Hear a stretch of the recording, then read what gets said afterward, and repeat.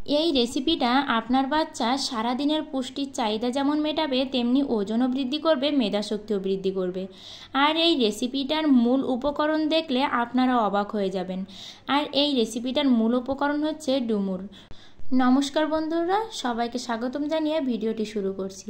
ডুমুর দিয়ে যে এত মজার আর এতটা সুস্বাদু আর এতটা উপকারী রেসিপি তৈরি করা যায়, সত্যি আমার এই ভিডিওটি না দেখলে আপনারা মিস করবেন। ডুমুরের উপকারিতা জানতে চাইলে সবাইকে অনুরোধ করব ভিডিওটি শেষ পর্যন্ত দেখবেন। শুরুতে আমি ডুমুরগুলোকে সেদ্ধ করে নিয়ে এই সেদ্ধ করা ডুমুরটা আমি শিলপাটায় বেটে নিয়েছি। আপনারা চাইলে ব্লেন্ডও করতে পারেন, তবে শিলপাটায় বাটলে এর স্বাদ একটু বেশিই হয়। ডুমুর বাটার ভিতরে আমি এখানে দিয়ে দিচ্ছি ভেজে রাখা মাছ, আর এই মাছটা আমি বেছে দিয়েছি খুব ভালো করে যাতে কাঁটাটা না থাকে। আপনারা যে কোনো মাছই এখানে দিতে পারেন। এবার এর ভিতরে আমি একে একে দিয়ে দিচ্ছি পেঁয়াজ কুচি, রসুন কুচি, আর দিয়ে দিচ্ছি অল্প পরিমাণে কাঁচা লঙ্কা কুচি। এর ভিতর দিয়ে দেবো স্বাদ অনুযায়ী লবণ, পরিমাণ মতো হলুদ, আর দিয়ে দিচ্ছি আমার বানানো স্পেশাল চাট মশলা। তবে আপনারা যদি চাট মশলাটা না দিতে পারেন তবে এখানে ম্যাগি মশলাটাও ব্যবহার করতে পারেন, তাহলে কিন্তু এর স্বাদটা অনেক বেশি বেড়ে যাবে। আর এই ডুমুর ফল কিন্তু আয়রনের একটা অন্যরকম উৎস, আর এর ভিতরে মাছ দেওয়ার কারণে এটা কিন্তু প্রোটিনেরও উৎস হয়ে গেল। আর এই ডুমুরে যেহেতু প্রচুর পরিমাণে আয়রন রয়েছে, তাই এটি খেলে কিন্তু রক্ত স্বল্পতাও দূর হয়।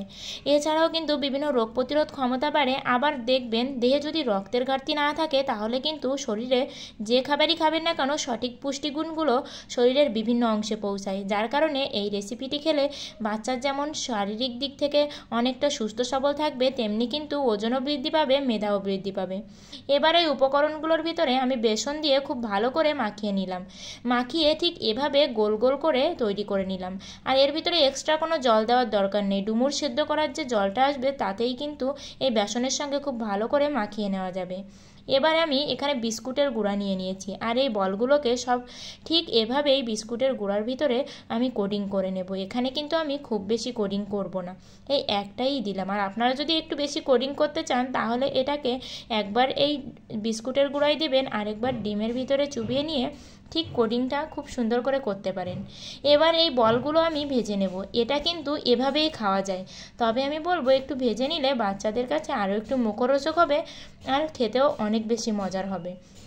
আর এখানে আমার প্রিয় বন্ধুদের বলতে চাই, আমার ভিডিওগুলো ভালো লাগলে অবশ্যই লাইক করে কমেন্টে আপনাদের ব্যক্তিগত মতামত জানাবেন।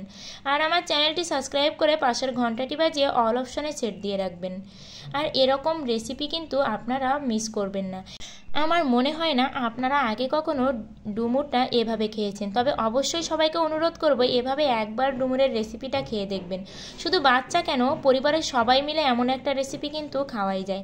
অনেকে আছে ডুমুর একটু কষকষ লাগে, রান্না করলে খেতেই চায় না, সে যেভাবেই রান্না করুক না কেন, তাদেরকে কিন্তু এভাবে এরকম ডুমুরের বল আকারে খাওয়ানো যেতেই পারে। দেখুন দেখতে কতটা ডিলিশিয়াস হয়েছে, সত্যি অনেক বেশি মজার হয়েছে এই রেসিপিটা। অবশ্যই বলবো বাচ্চাদেরকে সঠিক পুষ্টি দিতে এবং বাচ্চার খাবারে অবশ্যই এরকম রেসিপি রাখবেন। আজকের ভিডিওটা এ পর্যন্তই। সবাই বন্ধু হয়ে আমার পাশে থাকবেন, আর অবশ্যই আমার চ্যানেলটি সাবস্ক্রাইব করবেন, আর ভিডিওটি শেষ পর্যন্ত দেখবেন।